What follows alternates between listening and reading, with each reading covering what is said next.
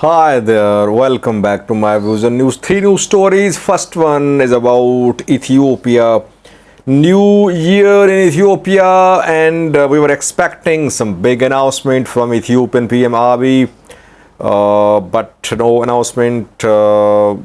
He was seen today in Benishangal Gumuz region, and secondly, new reinforcements of Ethiopian military have been seen on their way into and in the Amhara region of Ethiopia. Is this New Year's gift from the federal government for Fano fighters? Details for you. Secondly, Eritrea viewers.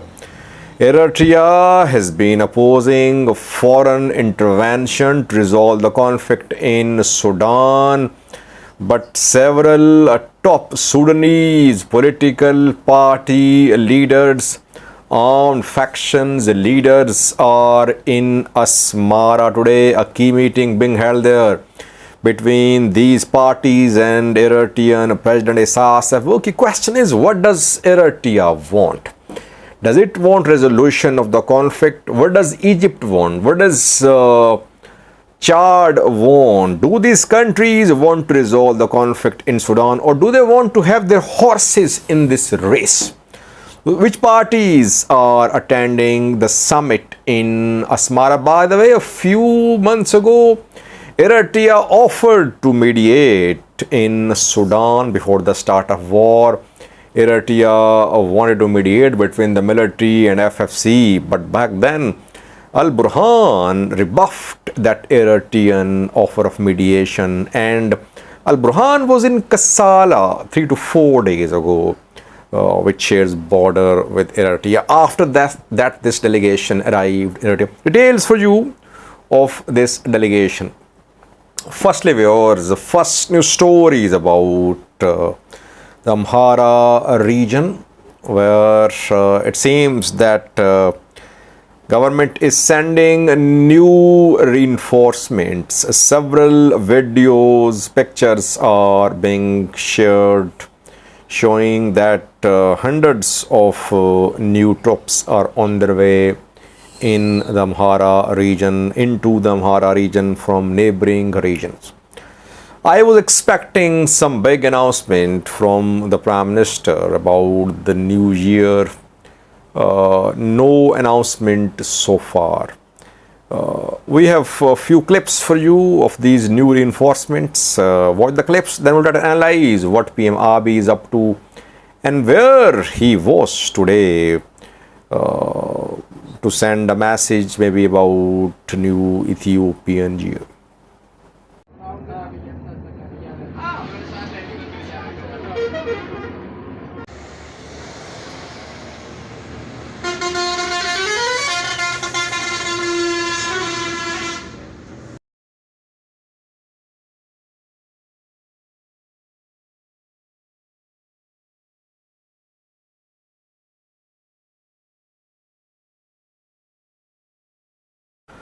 Well, firstly, sending of new reinforcements is a sign that Ethiopian government does not want to hold dialogue with Fano fighters. Though government keeps on saying it won't resolve the conflict through dialogue. At a meeting a few days ago between Ethiopian PM Abiy and Traders Associations, PM Abiy said this government was ready to resolve the conflict in Amhara region through dialogue, but without any foreign mediation. But no committee has been set up, no mechanism has been announced by the government to offer dialogue to Fano fighters who are already rejecting this dialogue. They want to remove the Prime Minister. They say, our target is Addis Ababa. We don't want to see PM Abiy there. We want to have some new face there. So, though official statement from Fano is awaited, but no sincere, meaningful attempt from the government to offer dialogue to Fano fighters. I think government wants to crush Fano. Maybe at a later stage, when Fano is no more a major threat, government might offer dialogue. So, government first want to take control of all major town cities, and after weakening Fano fighters, it might offer dialogue. But will it be able to completely weaken or defeat Fano fighters? That we'll see in coming month. So far, government has only retaken control of big towns, big cities. A lot needs to be done for security forces to be in full control of the Amhara region. So no announcement of dialogue, no good news for the Amhara region. It seems that military operation is set to continue. Rather, military operation will intensify, I think. Why? Because Fano fighters are capturing ENDF soldiers, they're capturing equipment of military too, they're organizing them, so they're trying to build a sort of army. So this conflict is set to continue, no signs of any good news on the new year. PM Abiy was seen in Benishangul Gumuz region this morning, where he visited GERD, Grand Ethiopian Renaissance Dam, which has completed its 4th filling. PM office has announced that the 4th filling has been completed. Who was accompanying PM Abiy when he visited GERD? He was accompanied by Shimalis Abdisa, Oromia region's president. Secondly, Thomas Gantrone was there too. Thomas Gantrone is Ethiopian intelligence agency chief. He's an Amhara. And he is the head of state of emergency setup established in the Amhara region to monitor the military operation here. Thirdly, Gideon Timotheus, Minister of Justice. I think he's an Amhara too. He is the one who was part of the team which held talks with the TPLF in Pretoria, Nairobi, and peace deal was signed. He and Ridwan were two main government officials. So these three leaders were seen today with PM Abiy in Benishangul Gumuz. I think PM Abiy is sending a message that GERD is the achievement of the government, and it is perhaps a gift from the government for the people of Ethiopia, that government, despite international pressure, has completed the 4th filling of the dam. I acknowledge that yes, PM Abiy's government should be given credit for continuing filling the dam despite international pressure. There was much more pressure on Ethiopia in 2021 to halt the 2nd filling, because back then, if you remember, there was war in Ethiopia. Tigray was being backed diplomatically by EU, US, and there was immense pressure on Ethiopia to halt 2nd filling, but Ethiopia completed 2nd filling, then 3rd filling, and now 4th filling, despite all the pressure. So yes, no one can take this credit away from PM Abiy's government. But new year means resolve to work towards peace, towards prosperity, towards conflict resolution. GERD is not a new project. It was started years ago. PM Abiy's government has some contribution. It does not mean that PM Abiy's government unilaterally built this project.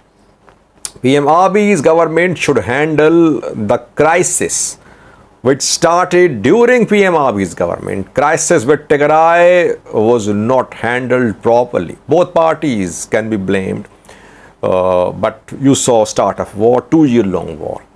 Now another conflict in Amhara region, again mishandled, and you are seeing an entire region becoming destabilized. This instability is spreading across Ethiopia, because what happens in Amhara is going to have national consequence too. So PM Abiy's government should focus on those conflicts, those issues which emerged during PM Abiy's tenure.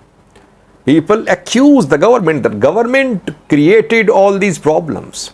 So yes, PM Abiy can take credit for continuing, for completing the 4th filling of the dam, but he needs to do something to resolve the conflicts in Ethiopia. There cannot be any prosperity and development in Ethiopia if there is no peace.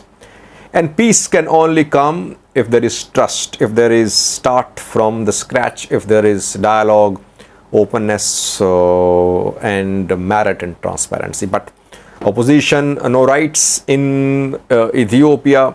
friction between federation and governments, constitution obscure, military getting lots of attention and spending, lots of issues. Foreign policy has loopholes too. I can go on and on. Economy is another subject too. Overall, no good news for Ethiopians on this new year. No good news for Eritreans too as well. Eritreans living in Eritrea. Isaias Afwerki is hosting a summit on Sudan. What about a summit on Eritrea? Now, second news story is about Eritrea. Eritrean government is hosting Sudanese parties today for dialogue. Sudan Democratic Bloc leaders are in Asmara today. Meeting between these leaders and Isaias Afwerki, Eritrean president, is going to start reportedly. Which parties, Sudanese parties, are attending this summit? By the way, a few months ago, before the start of war in Sudan, Eritrea invited some Sudanese political parties, including Bija tribe, Hadandoa tribe elders of Eastern Sudan. But Abdul Fattah al-Burhan's government did not allow Sudanese groups to enter Eritrea. Sudanese tribal leaders were stopped on Sudan-Eritrea border. And then before that we saw that Eritrean president sent Ivana Gabriel and Usman Saleh with a special message to meet with Abdul Fattah Burhan and the RSF commander Hamdan Dagalo. Back then, Eritrea wanted to mediate, but that offer of mediation was rejected, and then began the war between Rapid Support Forces and Sudanese military. Things have changed in Sudan now. I think my understanding is that maybe Burhan requested Isaias Afwerki to play his role, because Burhan was trapped in Khartoum for months. Around 2 weeks ago, he managed to escape. He visited Egypt, visited South Sudan. He visited Kassala too, and there he announced to open Sudan, Ethiopia, Sudan, Eritrea border. After his visit of Kassala, we saw that Eritrea invited the Sudanese parties. Which Sudanese parties are attending the summit in Eritrea? This delegation of Sudan Democratic Bloc is led by Nuruddin Taha. Justice and Equality Movement leader Jibril Ibrahim is part of the delegation. Mini Minawi Darfur governor is part of the delegation too. Jafar al-Mirghani, who is leader of Sudan FFC Democratic Bloc, he is there too. Hadandoa tribe, of which Bija is part, Eastern Sudan tribe, which shares border, Eastern Sudan shares border with Eritrea. Hadandoa tribe leader also in Eritrea. Abdul Rahman al-Sadiq al-Mahdi there. Al-Tijani Sisi there, who is head of, I think, a movement. And Commander Al-Amin Dawood, Al-Tom Hajo. So Sudan Liberation Movement, Justice and Equality Movement, Mini Minawi Sudan Liberation Movement, and other movements leaders are, and Eastern Sudan tribal leaders are in Eritrea. They're holding discussions. Eritrea has been saying it wants to play its role to resolve the conflict in Sudan. Eritrea has been opposing foreign mediation in Sudan. Now, there are several peace initiatives ongoing in different countries around Sudan to resolve the conflict in Sudan. We saw talks held in Egypt. FFC leaders were seen there. Talks were held in Chad too. Talks were held in Kenya too, where I think Hamdan Dagalo's elder brother held some meetings. Talks held in Ethiopia too. Talks being held in Eritrea. Talks held in Jeddah too, where US and Saudi Arabia tried to mediate between Rapid Support Forces and Sudanese military. I think Sudan's neighbors want to have their horses in Sudan. They want to have their proxies in Sudan. This gathering in Eritrea consists of leaders who are mainly from Darfur, Western Sudan, and Eastern Sudan. No one from RSF side is there in Eritrea. All these people are either neutral or they could be supportive of Al-Burhan. My understanding is that maybe Burhan requested Isaias Afwerki that Isaias Afwerki should talk to these leaders. These leaders should not be neutral. They should support Sudanese military.